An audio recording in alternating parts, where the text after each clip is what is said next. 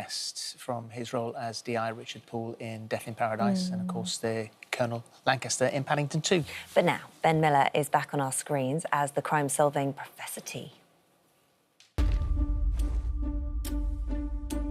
It seems imperative to establish whether we are dealing with an arsonist or a pyromaniac. I am planning to undertake a course of therapy, Mother. Is that wise? What you've shared with me, Jasper, cast a dark shadow over your subsequent lived experience. Time to start digging, then? Ben Miller joins us now, and it's lovely to see you. Thank you very much indeed for coming in. So this is Professor T. He's Jasper Tempest. Already started the series, but we've had series 1 already. Yes, yeah, episode 2 goes out on Friday. Yeah.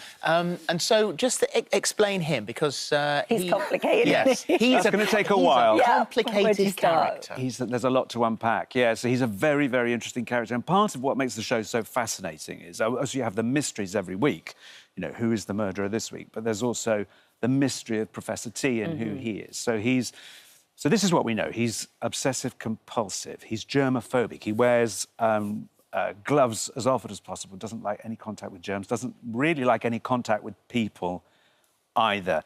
We know that something traumatic happened in his childhood, and he seems to have these recurring memories of seeing his father and holding a shotgun up towards his father. So there's a mystery there to be solved. And that was the end of series 1. That was the end of series 1, and we're getting a little bit. We're getting closer now. So in this second series, as well as the story of the week every week, where the professor, as a professor of criminology, helps the Cambridge police solve a really completely baffling crime.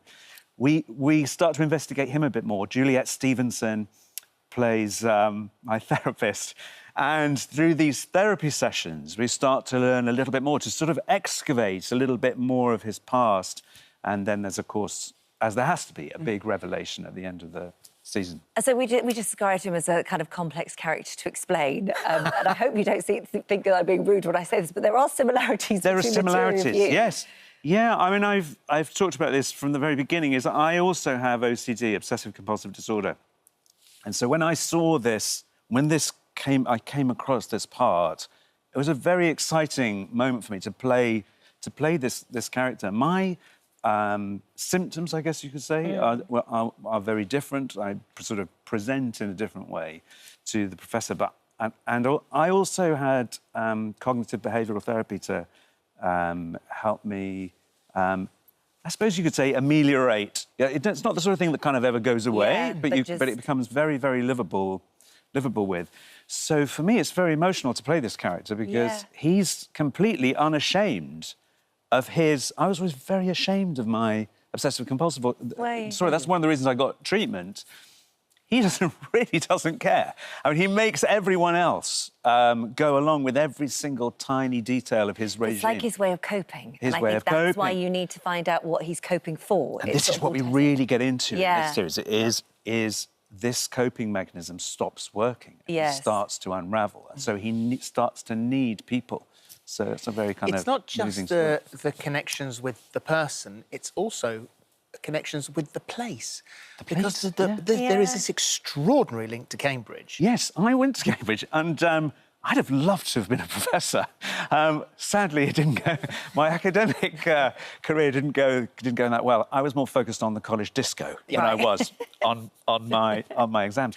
But you know, in another life where I didn't run the college disco, you know, I like to think, you know, I might have ended up. What about the house? What about the house? Oh, thank you for reminding me. Yes, the house that I filmed that plays the professor's house, if you like, in the show. That's where I wrote my very first comedy sketch. Oh, that's so bizarre. It really was truly strange to turn up on the set. Are we filming here? And they said, yeah, it's great, isn't it? We found it. It looks really creepy, doesn't it? And this is where my friend Joe Melia, this is where his room was. That's where I wrote my first comedy sketches. Oh, that's so bizarre. Really, Was that quite emotional? Spooky, emotional. The whole show has been very emotional. It feels like, you know, sometimes... I mean, I'm not a superstitious person, but sometimes you feel like the signs are telling you that this is good. Yeah, this is good. You know, this is good. That's good. Yeah. Well, I mean, there are signs everywhere, and maybe during lockdown, the tree in your neighbour's garden was another sign. Yes, because this is another here. one of your brilliant children's books here, The Night We Got Stuck in a Story, and this all revolves around this magical tree. Magical tree. So in lockdown, I live next door to a farmer. I live in the middle of the countryside. You know, I've got 4 or 5 neighbours. One of them's a farmer, and he said, look, if you're at a loose end, you can go. Please do go for a walk on my fields. And right behind my house, there are these fields. I wandered down into this valley with my children. We're going on a walk, and I found this incredible tree, this really bizarre-looking tree. So it's a hollow tree, but what's different about this hollow tree is I'll use a picture. There it is. Yeah. Actually has a face.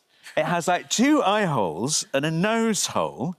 And of course, my kids are delighted. They start climbing into this tree and climbing up. So it's too small for a grown-up to get in there. Believe me, I tried. I could try to get my head inside. But then I had the idea, yes, I have to write a story, because I love writing magical stories for children. So in this story, and I always write about my own children, Lana and Harrison. They go to stay with their grandparents, and there's the hollow tree at the bottom of the garden.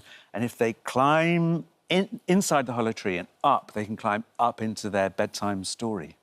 That's so lovely, isn't it? And they are your fiercest critics. They are you my read fiercest the stories to them first. Of course, yes. I try everything else on them. Not only do I listen very carefully in the car in the morning when I'm taking them to school and write down any funny conversations that I hear, but also when I'm writing the books, I try the story out on them. And I think that's one of the reasons I try and, in every chapter, I try and hook the children, and I try and hook whoever's listening to the story, because my own children, keeping them there and making them listen to the story when I've written it is almost impossible. So if they stay there, it's great. If they stay there, it's great. If they walk off, it's and did they stay it's a there rewrite. For this? Just about. No, they did. They did.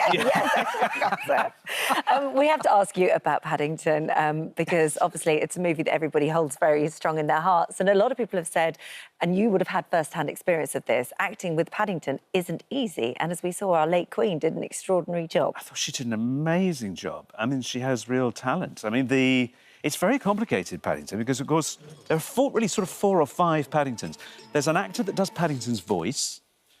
So if Paddington's not in the shot, then it's Gus doing the voice. There's an actress that plays Paddington if it's the back of Paddington, so she's got Paddington's costume on.